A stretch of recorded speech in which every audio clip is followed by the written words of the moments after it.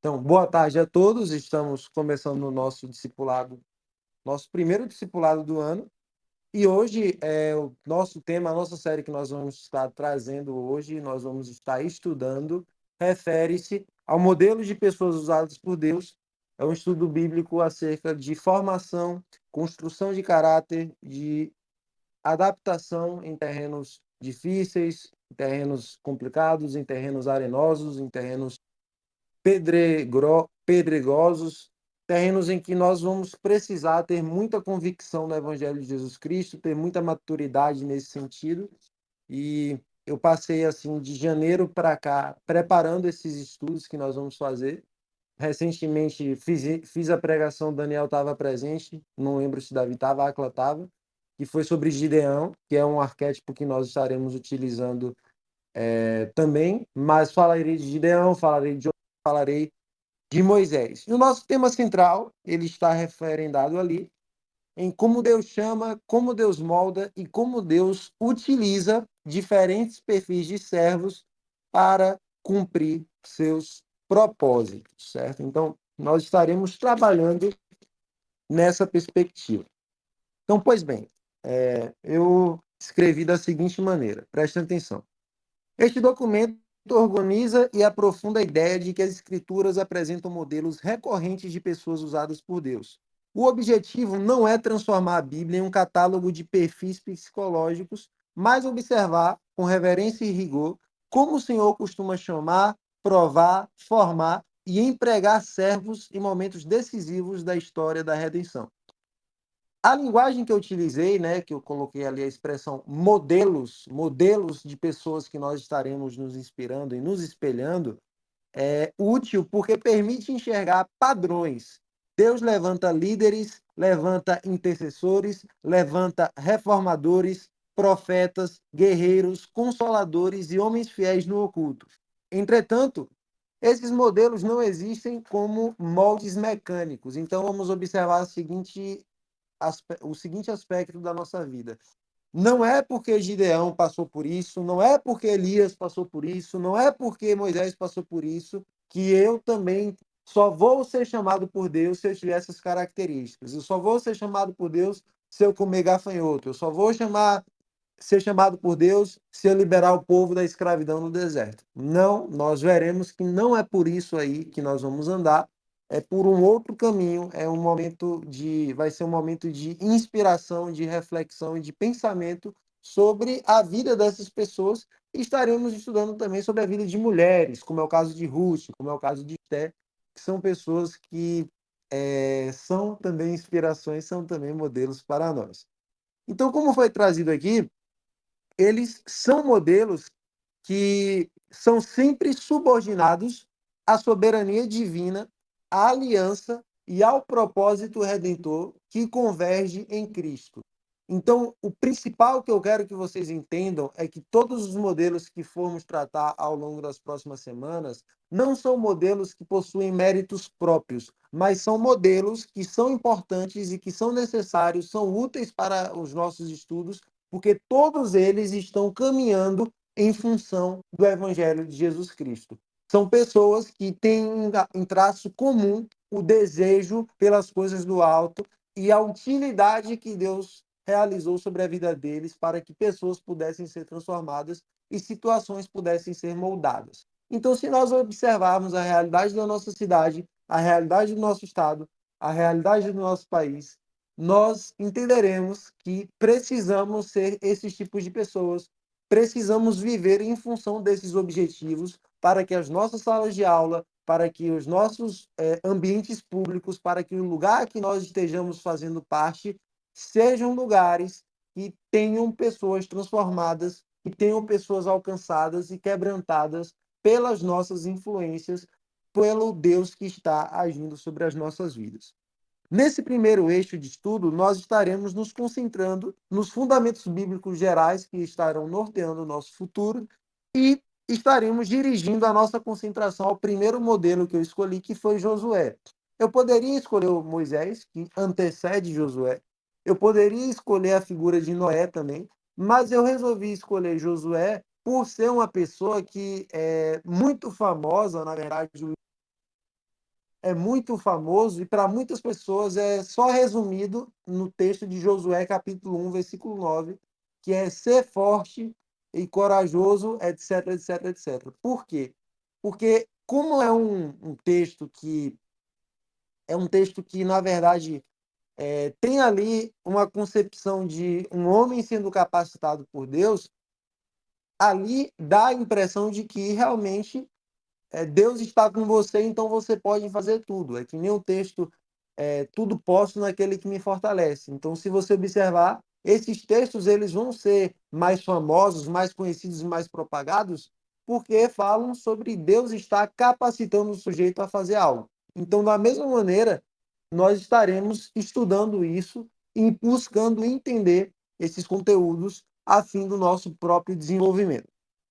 A nossa tese central que estaremos trazendo, então, é que Deus usa diferentes tipos de pessoas, mas há marcas espirituais recorrentes na vida daqueles que ele chama para cumprir os seus propósitos.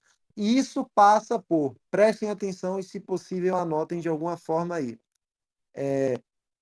Chamado divino, formação no oculto, prova, disciplina, fidelidade, dependência e missão. Então, esses são os principais propósitos, as principais marcas que Deus utiliza no cristão que está sendo formado e forjado por ele. Chamado divino, formação no oculto, prova, disciplina, fidelidade, dependência e missão. Então vamos lá. De primeiro passo, eu gostaria de definir, então, o que significa falar em modelos de pessoas usadas por Deus.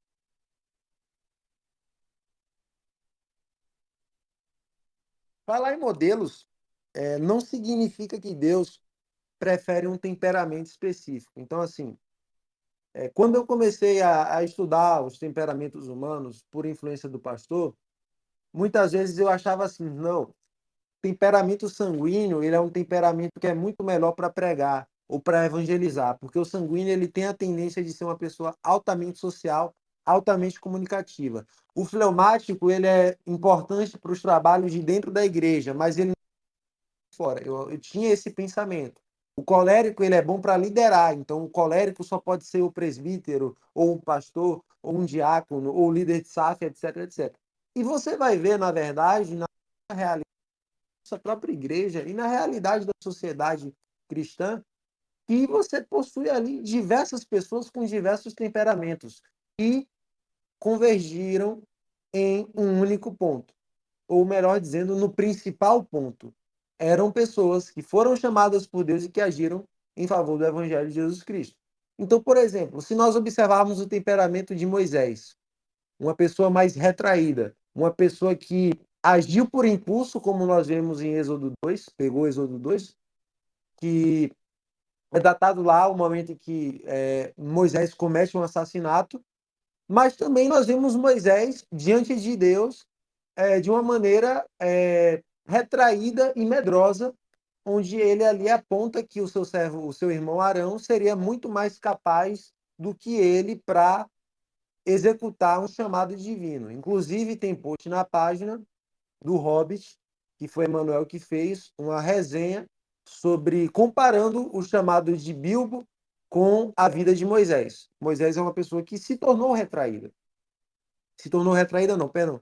A característica do seu temperamento, inclusive tem um bom livro que fala sobre isso, não é Temperamentos Transformados, eu me esqueci a referência, mas é um livro que utiliza os modelos bíblicos para definir cada tipo de temperamento. Moisés, se eu não me engano, ele apresenta como melancólico.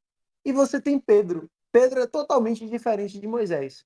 O apóstolo Pedro, ele é uma pessoa que é um sanguíneo, é uma pessoa que não hesitava em falar, às vezes falava muito, às vezes atingia muito mais impulsivamente do que Moisés, e tanto o melancólico quanto o sanguíneo foram excessivamente úteis para realizar a obra de Deus aqui na Terra. Esse é o primeiro ponto que nós entendemos. Falar em modelos de pessoas usadas por Deus não significa que Deus prefira um temperamento ou uma personalidade específica. Se nós observarmos aqui o nosso próprio grupo, se nós observarmos o servidor do Discord, nós temos pessoas que têm determinadas personalidades e que atuam da mesma maneira importante e necessária que pessoas que têm um temperamento mais retraído, mais seguro, mais recatado.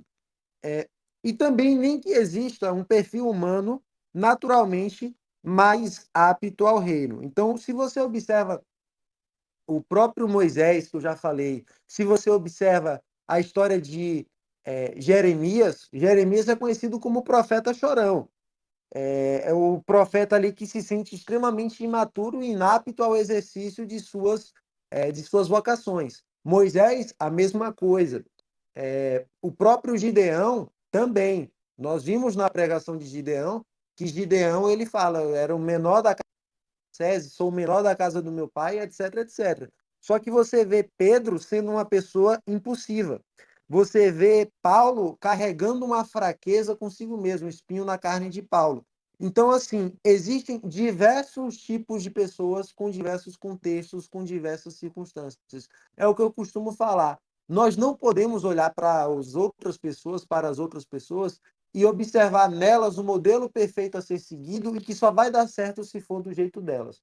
Porque se fosse assim, as evangelizações que Deus permitiu com que eu estivesse fazendo, inclusive com vocês, não seriam nem realizadas. Porque o modelo de evangelização que eu tinha, que eu nutri, que foi sempre a minha inspiração, foi a de Micael, lá em Ibiaporã.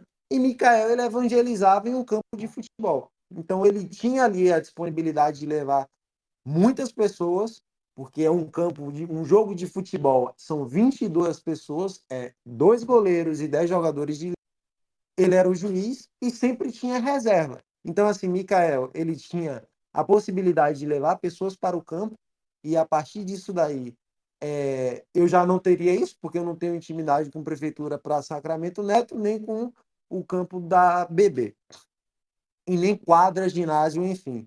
Mikael, ele levava essas pessoas no sábado à tarde para jogar bola, no sábado à noite era o culto.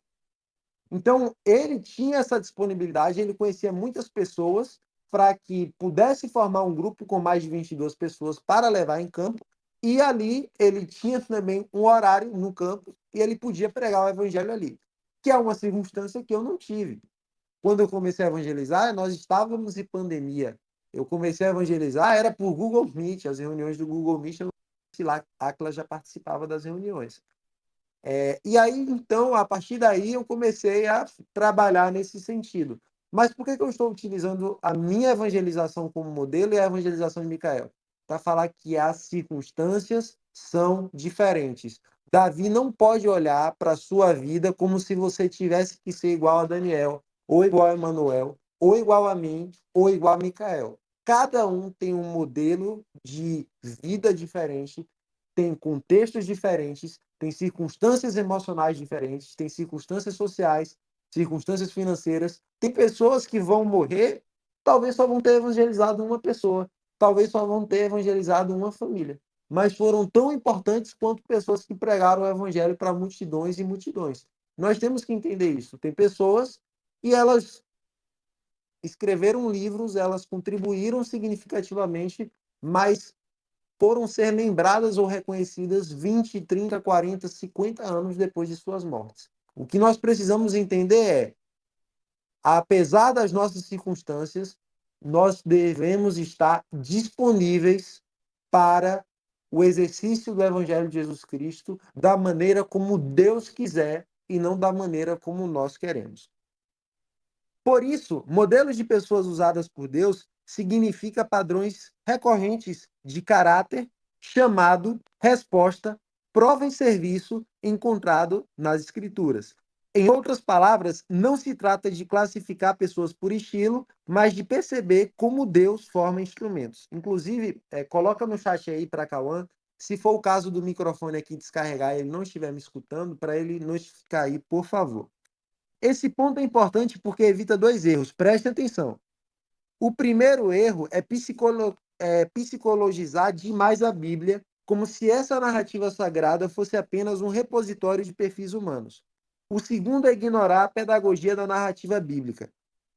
Deus não ensina apenas por mandamentos abstratos. Ele também ensina por vidas concretas e vemos princípios encarnados em homens e mulheres reais. Então, sim, muitas vezes é do nosso intento querer entender o modus operandi de Deus, querer entender a lógica que Deus age, quando na verdade Deus é um Deus que transcende toda a sabedoria, todo o conhecimento humano. Nós não temos capacidade de compreendê-lo em qualquer atitude que ele pode agir.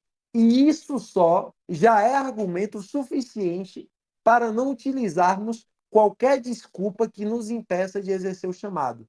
Por quê?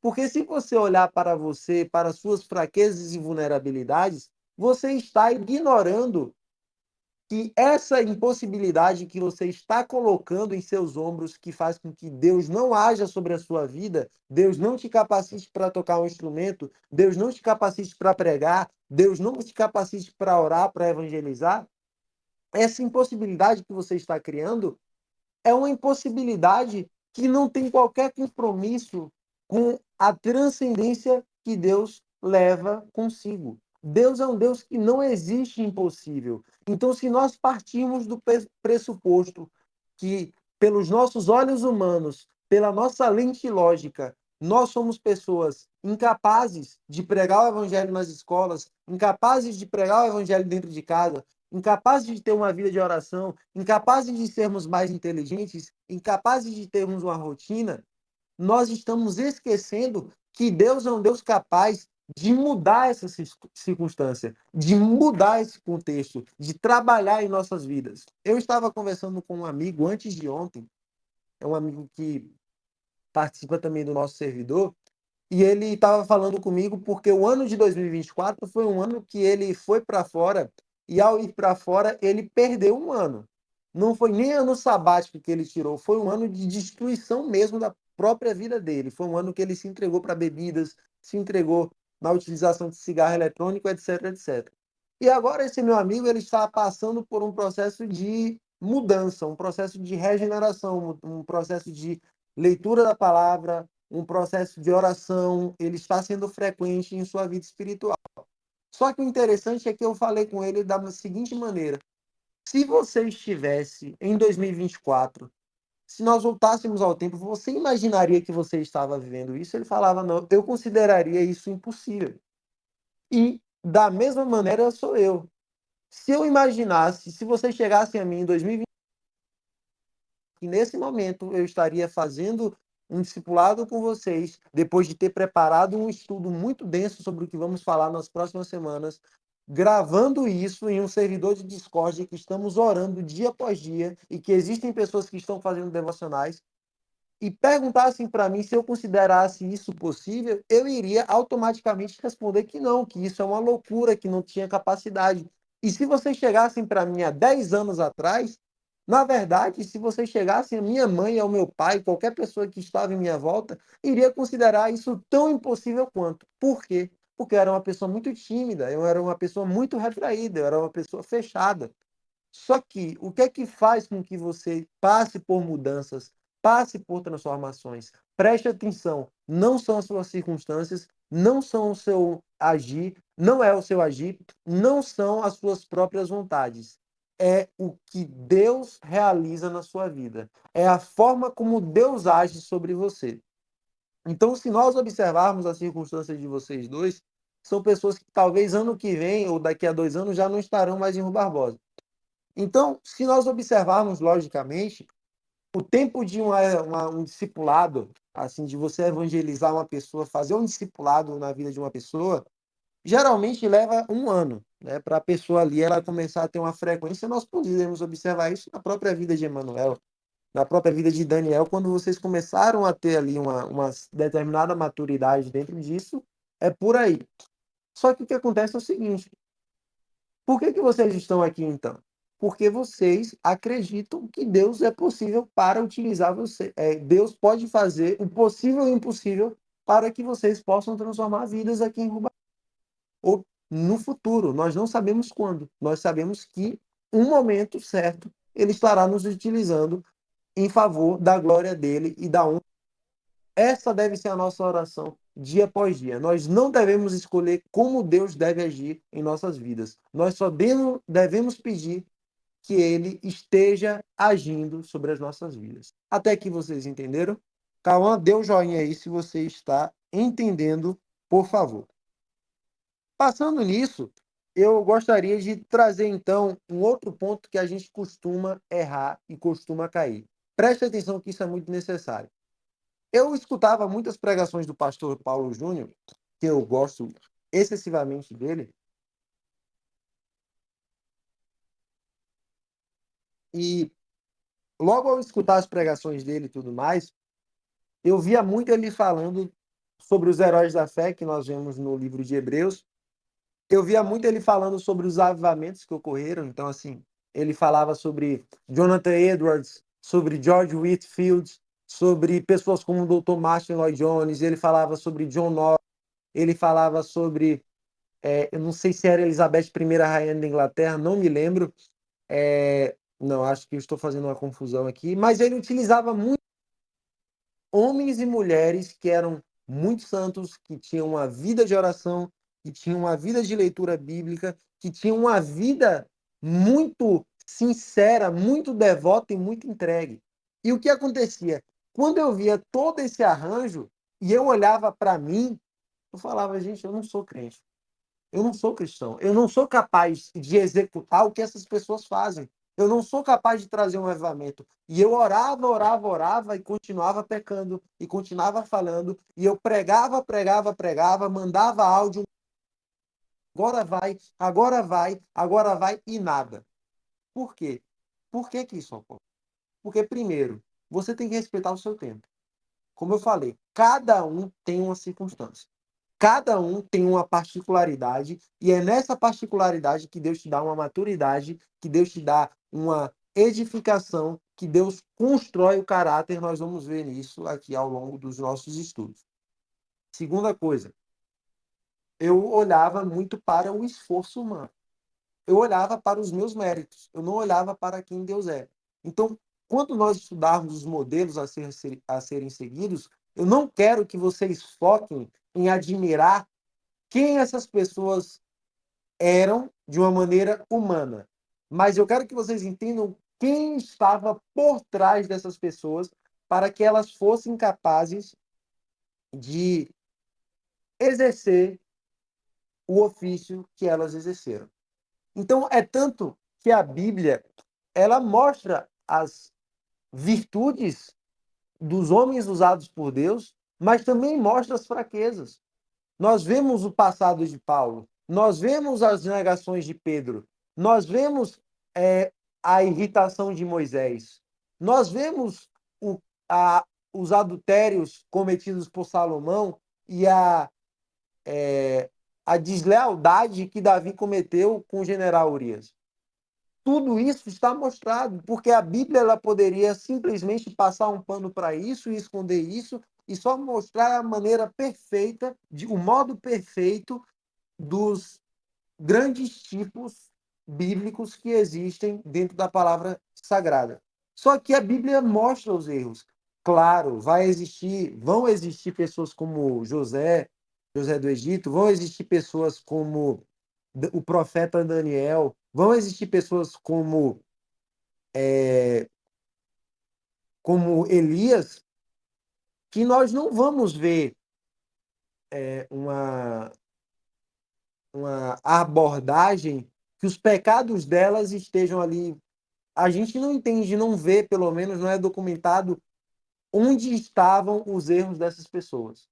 Talvez porque nem sequer interessavam a nós, mas nós temos convicção de que eram pessoas pecadoras como nós e que somente um, em todo esse livro de 66 divisões, somente um ser humano, somente um ser que passou por esse livro e que veio ao mundo em forma de homem, é perfeito, é íntegro e é merecedor de toda a honra e de toda a glória. Então, tomemos cuidado em olhar os tipos de pessoas que nós veremos e observarmos muito os méritos e os esforços delas e não olharmos quem está por trás delas. Então, o ponto central aqui é: toda vez que um modelo bíblico é isolado de Deus, vira moralismo, vira uma inspiração vazia. A pergunta correta não é com quem eu me pareço, mas o que a vida dessa pessoa revela sobre o modo como Deus age. Além disso, todos os modelos bíblicos, como eu já falei, são parciais. Nenhum deles é a medida final. Todos apontam com imperfeições para o servo perfeito, Jesus Cristo. Isso significa que qualquer estudo sobre pessoas usadas por Deus deve terminar em Cristo e não no brilho do personagem analisado. Meus amigos, se vocês observarem os pregadores que existem no Brasil, dentro do meio evangélico, se vocês observarem pessoas que possuem multidões e multidões e pessoas que caíram dentro do cristianismo, foram pessoas que, na maioria das vezes, elas olharam para si. Elas olharam para os seus próprios méritos, elas olharam para o seu ego. Cantores, músicos e pregadores passaram por isso. O ego é o principal objetivo de destruição, ou melhor dizendo, o superego, tanto o superego quanto eu não vou conseguir aqui lembrar uma expressão que poderia me ajudar nesse sentido, mas tanto o ego exacerbado quanto o ego excessivamente diminuído são são fatores que nós não devemos ter em nossas vidas. Nisso tem um livro do Timothy Keller, O Ego Transformado, é um livro de 45 páginas, que ele fala sobre isso, os perigos do superego e os perigos eu vou colocar aqui a expressão infraego, é um ego muito baixo, uma pessoa que olha para si e não vê mérito nenhum e não vê a capacidade de Deus agir sobre a vida dela, ou transformar ou sequer salvá-la. Eu falo para vocês aqui de pessoas que eu evangelizei que são assim, pessoas que eu ainda evangelizo que são assim, que não vê como Deus pode salvá-las, e também de pessoas que acham que elas conseguem ter uma vida longe de Deus, ou uma vida estável sem servir o Evangelho de Jesus Cristo. Então, o nosso ponto central é tomarmos cuidado com o nosso ego para que nós estejamos entendendo finalmente quem Deus é. Até aqui tudo certo? Então vamos lá. Hoje nós vamos estudar sobre como Deus forma os seus servos. E nisso daqui eu quero entrar no nosso primeiro ponto de análise. Deus chama.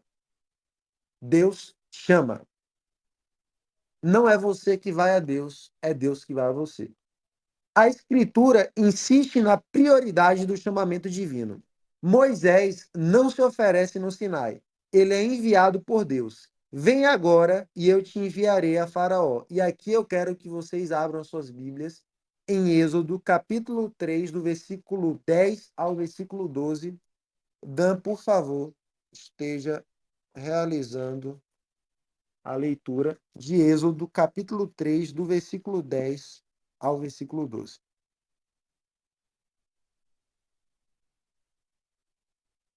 Capítulo 10, o capítulo 3, do versículo 10 ao versículo 12.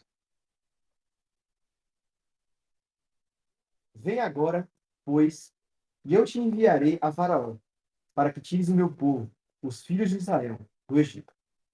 Então Moisés disse a Deus: quem sou eu que vá a Faraó e tire do Egito os filhos de Israel? E Deus disse: certamente eu serei contigo, e isto te será por sinal de que eu te enviei. Quando houveres tirado este povo do Egito, servirei a Deus neste monte.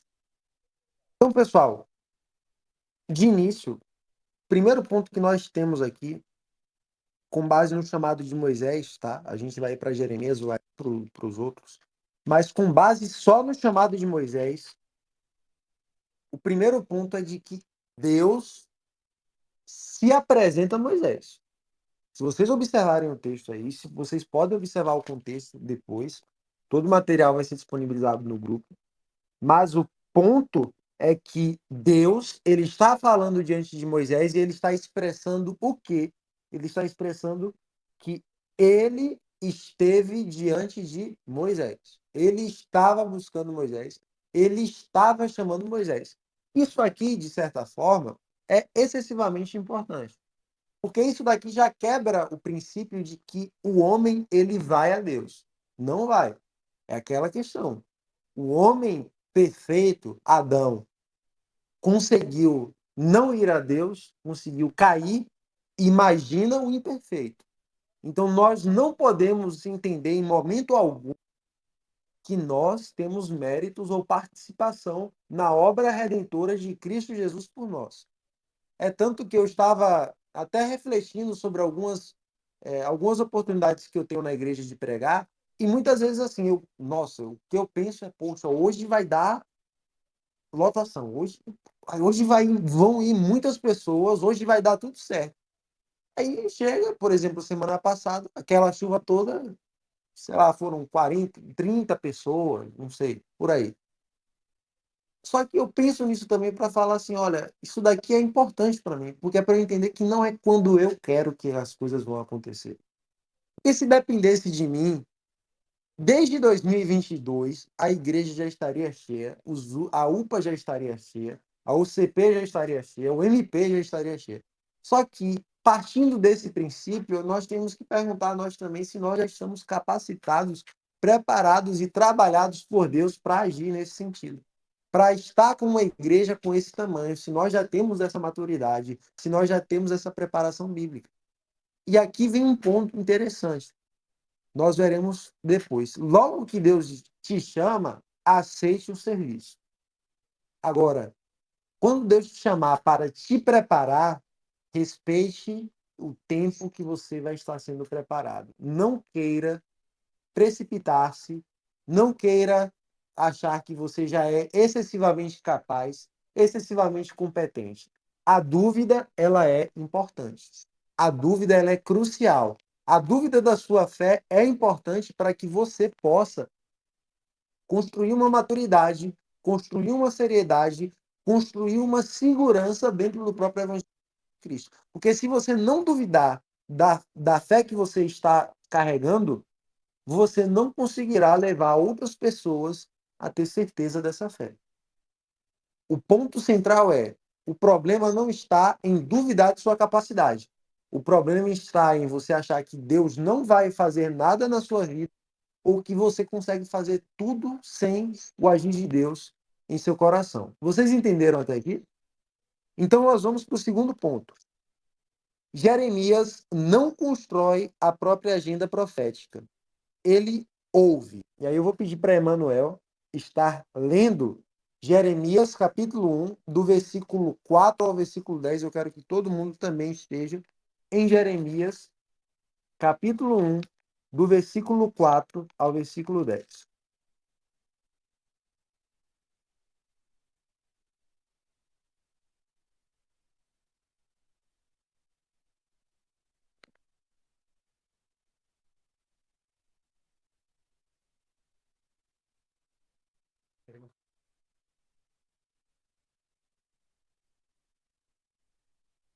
Jeremias capítulo 1, do versículo 4 ao versículo 10. Jeremias fala assim: palavra de Jeremias, filho de Ilquias, um dos sacerdotes que estava em Anatote, na terra de Benjamim. A ele veio a palavra do Senhor. Não, versículo 10 ao versículo 10. E me veio, pois, a palavra do Senhor, dizendo: antes que eu te formasse no ventre materno, eu te conheci. E, antes que saísses da madre, te consagrei e te constituí profeta às nações. Então lhe disse eu: ah, Senhor Deus, eis que não sei falar, porque não passo de uma criança. Mas o Senhor me disse: não digas, não passo de uma criança, porque a todos quem eu te enviar, todos a quem eu te enviar, irás, e tudo quanto eu te mandar, falarás. Não temas diante deles, porque eu sou contigo para te livrar, diz o Senhor. Depois estendeu o Senhor a mão, tocou-me na boca, e o Senhor me disse: eis que pôs na tua boca as minhas palavras. Olha que hoje te constituo sobre as nações e sobre os reinos, para arrancares e derribares, para destruíres e arruíte de mim, diz o Senhor. Assim há de estar a vossa posteridade e o vosso nome. Então, estejamos entendendo aqui os seguintes fatores. Da mesma maneira que vimos em Moisés, estamos vendo em Jeremias o quê? Deus estando diante do homem. O versículo 4 ele inicia: A mim me veio, pois, a palavra do Senhor, dizendo: Antes que eu te formasse no ventre materno, eu te conheci. Por que Deus faz isso? Porque, primeiro, Deus ele tem que deixar claro quem é o ser capaz da situação, quem é o ser determinante da situação, para que a construção do ego humano não esteja ensoberbecendo-se, para que haja humildade, para que haja simplicidade, para que haja muita modéstia. Mas, em muitos momentos, nós veremos Jeremias olhar para si, duvidar de si mesmo, e nesses momentos Deus ele faz o contrário. Deus agora está mostrando a Jeremias que ele é capaz, que ele é forte e que ele pode fazer grandes feitos. Observem aí o versículo 7. O Senhor me disse: Não digas, não passo de uma criança, porque a todos a quem eu te enviar irás, e tudo quanto eu te mandar falarás. Não temas diante deles, porque eu sou contigo para te livrar, diz o Senhor. A força de Jeremias não está pautada em suas próprias capacidades e em seus próprios méritos. A força de Jeremias está fundamentada em quem, em como Deus atua sobre a vida dele e como Deus o chama. Até aqui vocês entenderam?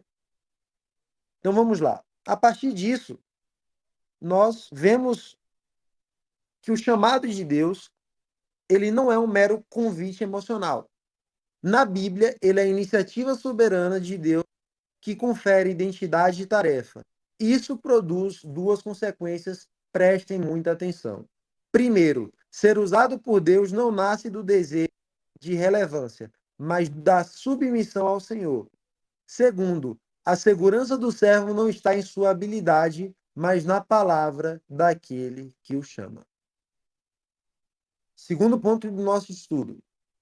Deus não forma, perdão, Deus forma a pessoa, molda o caráter antes de expô-la, essa pessoa, publicamente. Um dos padrões mais claros das Escrituras é que Deus raramente usa alguém sem antes submetê-lo a um processo de formação. José sonha cedo, mas só governa depois de ser humilhado, escravizado, sofrido com injustiças e sofrido com a sua própria prisão. Nós vemos isso em Gênesis, capítulo 37. Nós vemos isso com Gênesis, capítulo 39, 41 também. O Salmo 105, do versículo 17 ao 19, resume isso com precisão surpreendente. A palavra do Senhor o provou. Em outras palavras, a promessa não apenas anima, mas ela também testa. Com Moisés ocorre algo semelhante. Ele tenta agir antes da hora em Êxodo, eu mencionei antes, agora há pouco. Mas só é levantado como libertador depois de ter passado pelo deserto, conforme a retrospectiva de Atos, capítulo 7, versículo 23 ao 30. Davi é ungido em primeiro, mas passa anos no campo, no serviço, no conflito e na perseguição, antes de assumir plenamente o trono.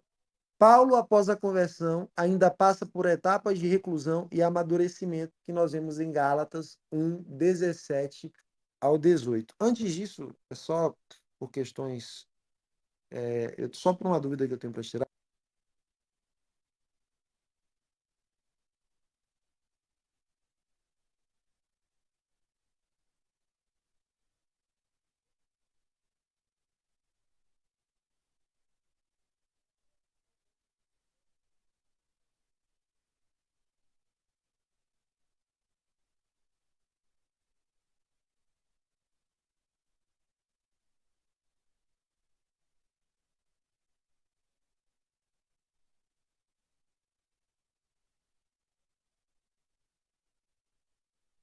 Então, retornando aqui, ponto é que Deus ele chama, mas Deus ele forma caráter. E aqui é uma advertência que eu fiz também na pregação de Gideão. Tome muito cuidado quando você está passando por um momento de dificuldade, quando você está passando por um momento de instabilidade emocional, quando você está passando por um momento de questionamento, queixas, de questões, de crises, de ser isolado, de ser ignorado, o que quer que seja. Tome muito cuidado, porque é nesse momento que Deus está agindo. Deus não age sobre a sua vida quando você está vivendo o ápice dela. Deus não age na sua vida quando você está muito bem nos seus desenvolvimentos, muito bem na sua vida social, muito bem na sua vida emocional. Quer dizer, minto. Deus pode agir com certeza, claro, Deus sempre está agindo. Mas o momento em que Deus forma caráter, e nós vemos isso com os homens do Senhor, é principalmente no fundo do poço. É principalmente quando parece que tudo está longe da capacidade de transformação. Para Deus mostrar para o homem o seguinte aspecto, preste atenção.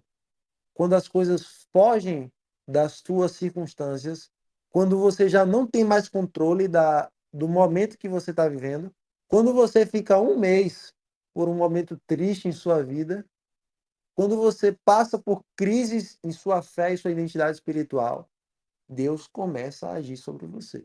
Você começa a sentir-se mais motivado em buscar a Deus, Deus começa a atuar na tua vida.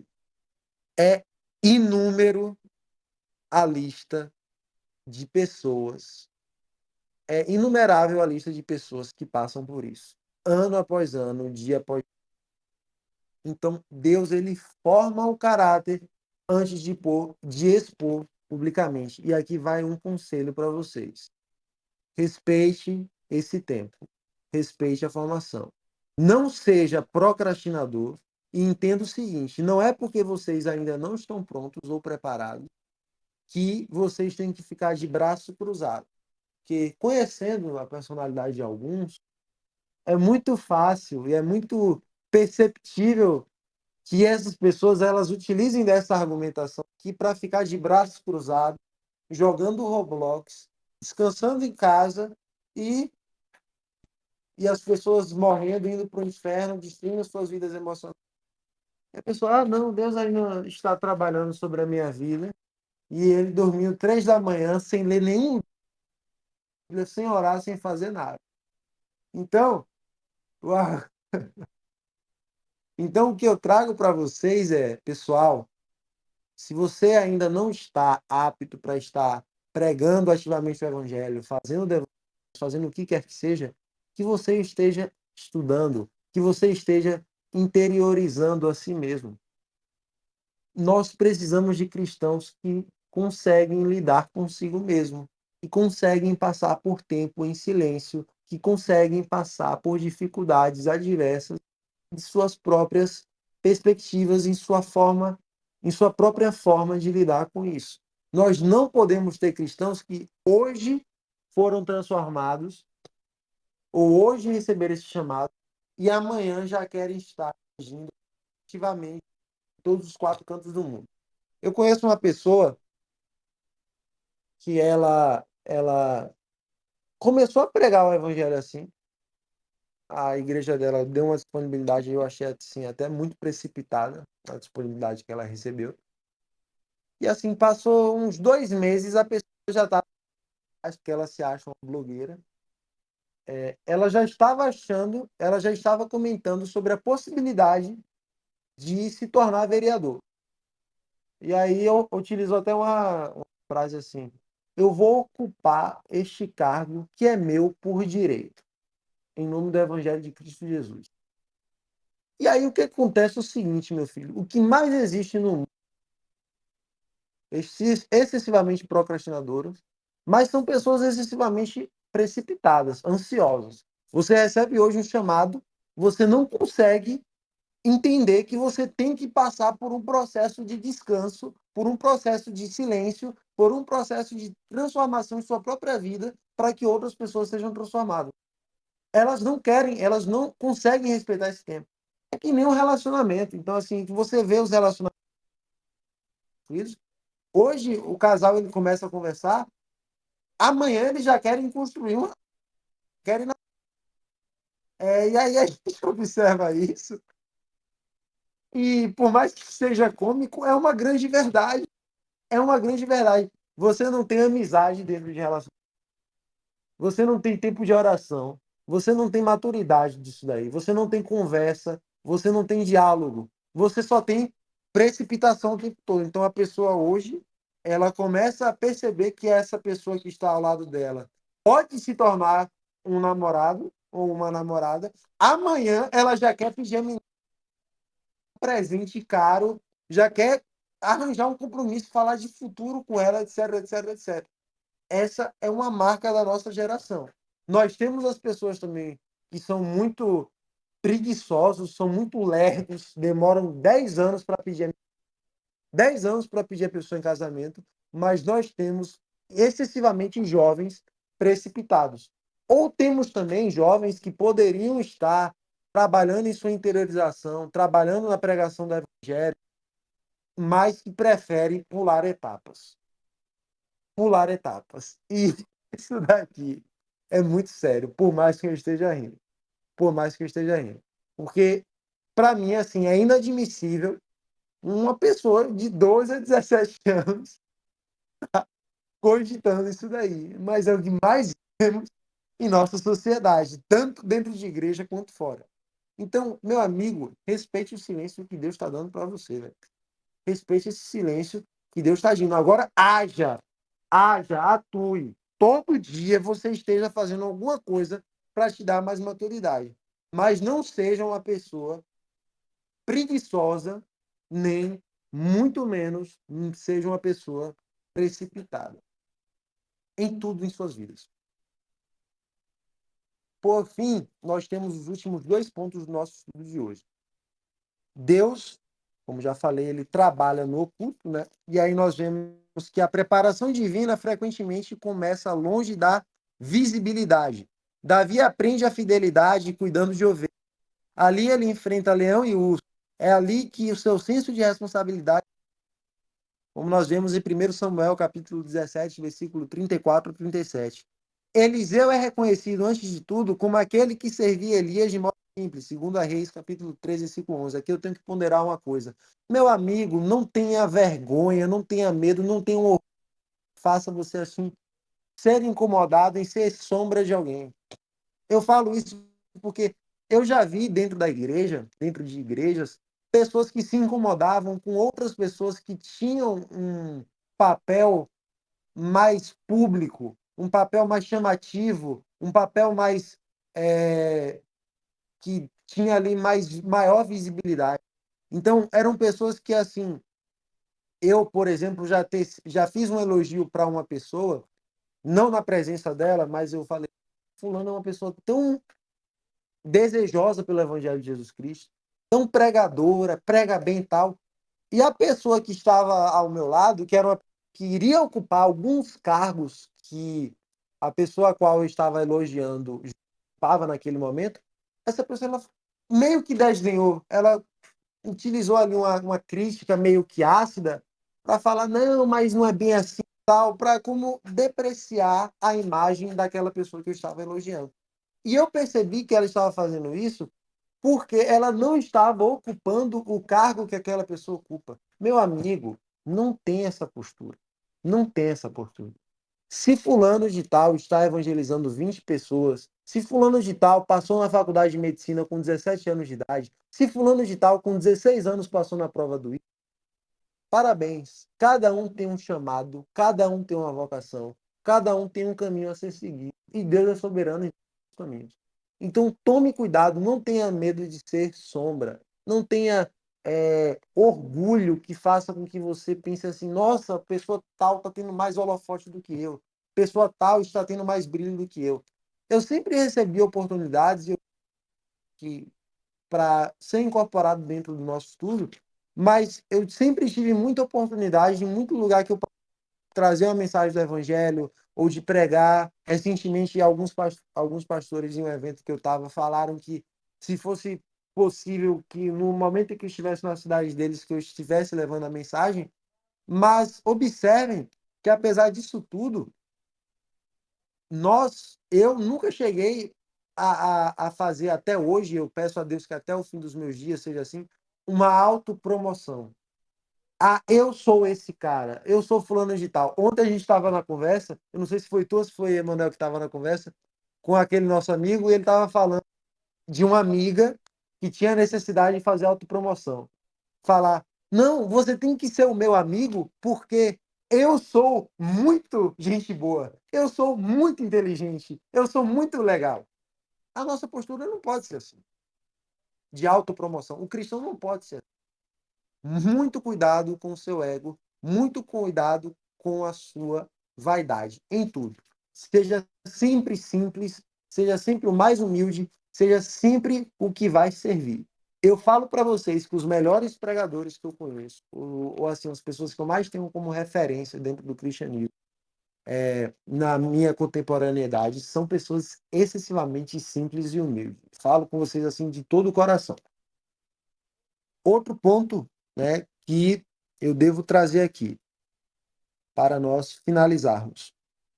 Deus usa a prova para amadurecer o caráter. A provação não é um acidente sem sentido no caminho, ela é um instrumento pedagógico. Romanos capítulo 5, do versículo 3 ao 4, ensina que a tribulação produz perseverança, a perseverança produz experiência e a experiência produz esperança. Tiago 1, 2 ao 4 afirma que a prova da fé, uma vez confirmada, produz perseverança. Hebreus 12, 5 a 11 mostra a disciplina divina como expressão de amor que visa formar justiça. Isso significa que o critério de Deus para a utilidade não é atenção, rapidez, mas maturidade. O homem que Deus usa não é alguém talentoso, é alguém tratado. A prova revela o coração, expõe motivações, confronta orgulho e ensina obediência real. Então, assim, você pode sofrer com provações, você pode sofrer com mentiras, você pode sofrer com pessoas maldosas que vão estar ao seu lado. Pessoas que você acredita que está ao seu lado, ou pessoas que você acredita que são suas verdadeiras amigas, e que na verdade não são. Né? Nós estávamos conversando isso ontem, de um caso de uma pessoa em que nós tínhamos uma confiança com ela, eu tinha uma confiança por ela, e ela deu os pés pelas mãos e construiu uma grande mentira sobre uma determinada situação que aconteceu há uns anos atrás. Então, assim, de um lado, nós não podemos assim ter um ódio, nutrir ódio ou irritações ou amarguras por provações que passamos, por tribulações que passamos. Nós não devemos ser muito intensos em nossos sentimentos também. Então, assim, se você está passando por um momento difícil, nossa, todo mundo passa por um momento difícil, velho. Todo mundo passa por um momento difícil. Se você está passando por um momento bom, todo mundo passa por um momento bom. Não precisa você ficar falando excessivamente que você está passando por um momento bom. É aquele colega que nós estávamos falando ontem também. Uma pessoa que ela tem um tipo de assim, se ela faz parte de um grupo, ela tem hiperfoco em ficar falando daquele grupo. Se ela compra um curso, ela tem hiperfoco em ficar falando daquele curso. E assim, assim, assim sucessivamente. Então, assim, a gente precisa ser equilibrado, a gente precisa ser controlado, a gente precisa ser uma pessoa que tem bons temperamentos e que tem um bom controle. Emanuel tem uma dúvida, eu vou.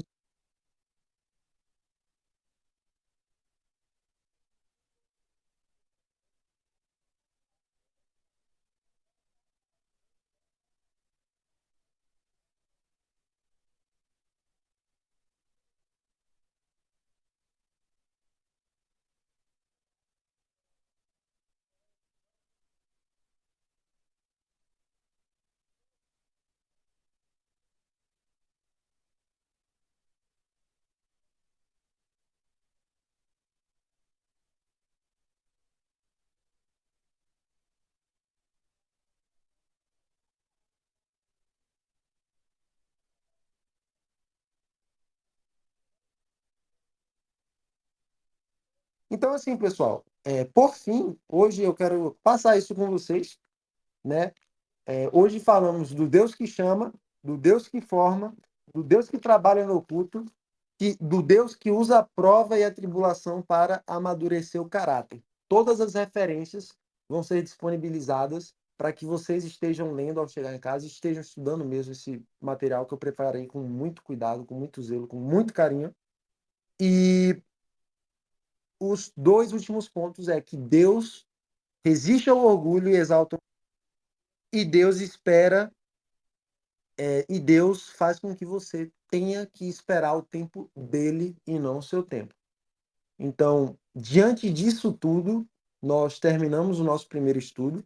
Próximo estudo nós estaremos falando sobre as marcas recorrentes por Deus e estaremos falando também de Josué como o primeiro grande modelo. Cultura sociais, se você ainda não segue, participa também do nosso servidor no Discord. Ele não tem. Então eu vou pedir para Daniel estar realizando a nossa oração, está finalizando nosso estudo de hoje. Oremos, meus irmãos.